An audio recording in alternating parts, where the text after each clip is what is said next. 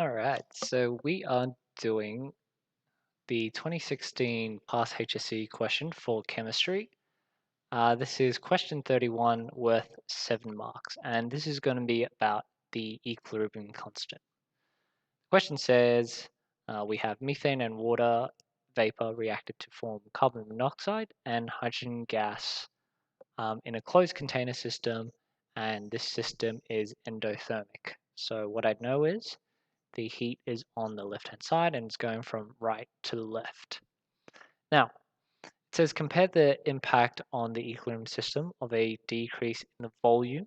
So what does decrease of volume and the decrease of temperature have on the equilibrium constant? Okay, so what we know firstly is the only thing that affects the equilibrium constant, the only thing that affects it is temperature. So temperature is the only thing that will affect the equilibrium constant value. So what we have here, changing the volume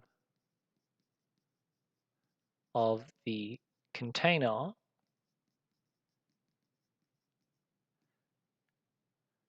will shift the equilibrium. So by doing that, we will shift the equilibrium in this case, because we are decreasing. Maybe I'll just change that wording. So we'll change it to decreasing.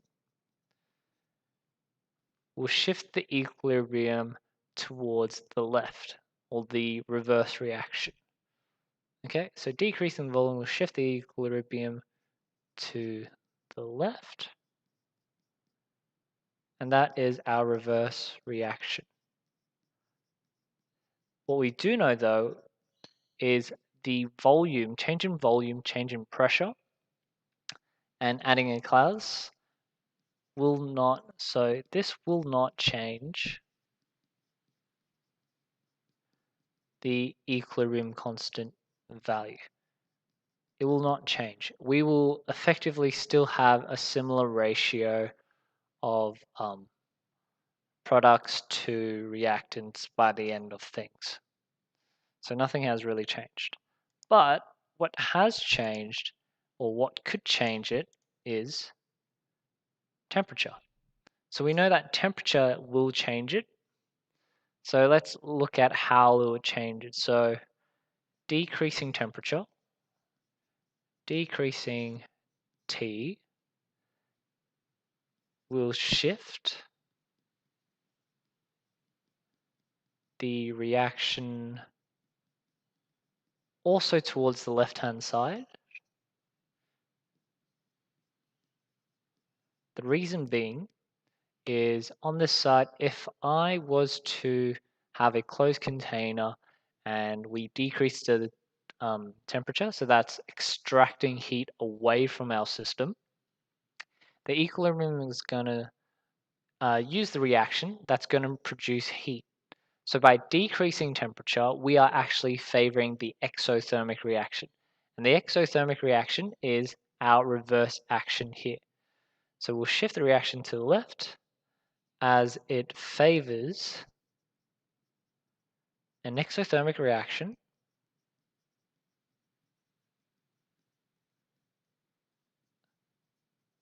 So we'll favor an exothermic reaction to restore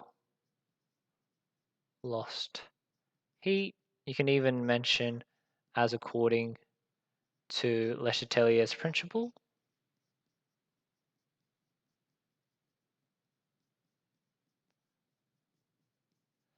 And the last thing is to work out what would the K value be. Is it going to be larger or smaller? Now the equilibrium expression is written like that. So our products on top and then our reactants at the bottom, or vice versa, whichever side you like to kind of write, but we're writing the right always on top and left always at the bottom there with the 3.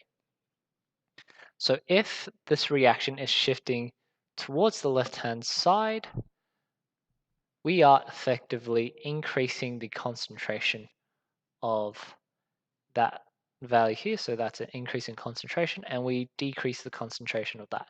So that leads to a decrease in the K value there. So that's the first part. The next part we're going to work on is this one here. So we have solid ammonium hydrogen sulfide and decomposes to ammonia gas and hydrogen sulfide gas. Now, I don't know if it's a 1-to-1 mole ratio, so I need to firstly balance it out. So I need to balance out my equation. Decomposes to ammonia gas and sodium hydroxide there. Now you should include the states, and good for you, it's already written in there. If we check, we have about the same things. Oh, that hydrogen is not required. It should just be written like so. So that's our equation there. In this case, we are actually trying to calculate the equilibrium constant here, and we are actually going to use the ice table. Now, some of you might wonder, in what situation do I need to use the ice table?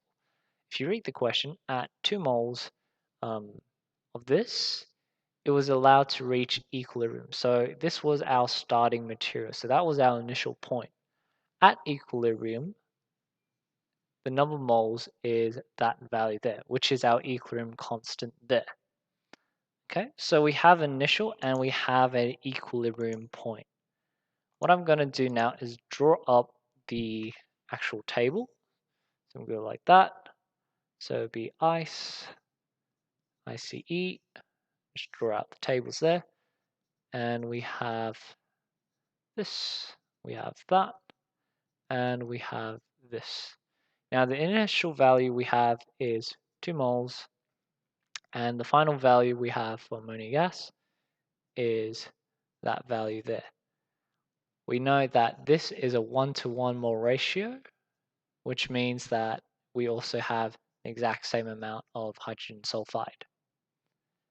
Also know at the start it's 0 because it's not stated in the question. And we also know that the change is as written. So the question is, how much does this ammonium sulfide lose? Well, this is also a 1-to-1 mole ratio.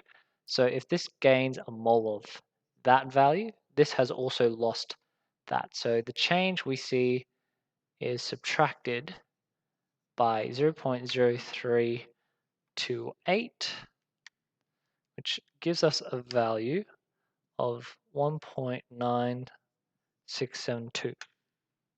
That's done there. Now we need to calculate the equilibrium constant. To calculate that, you need to find the concentrations.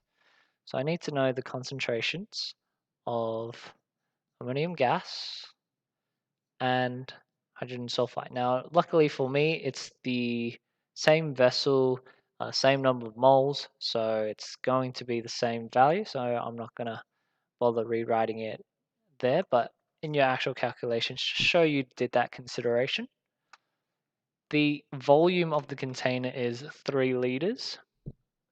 So there's that. So my answer for that is 0.01093333. Repeater, make sure you don't round off.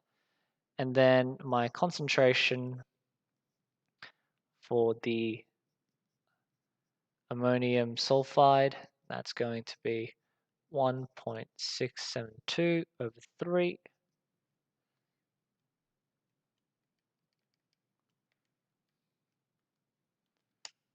And that'll be roughly 0.655733333 and some more. Okay, last bit we need to work out is the overall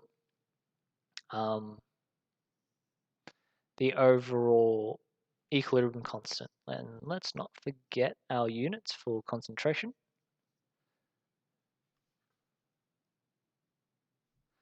Okay, so our equilibrium constant is going to be written as ammonia gas, sorry, over that, and run like so.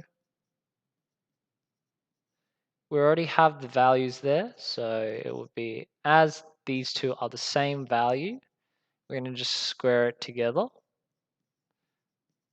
to make life a little bit easier for myself. And we have this value here as well. So we have those values, and the final concentration that we have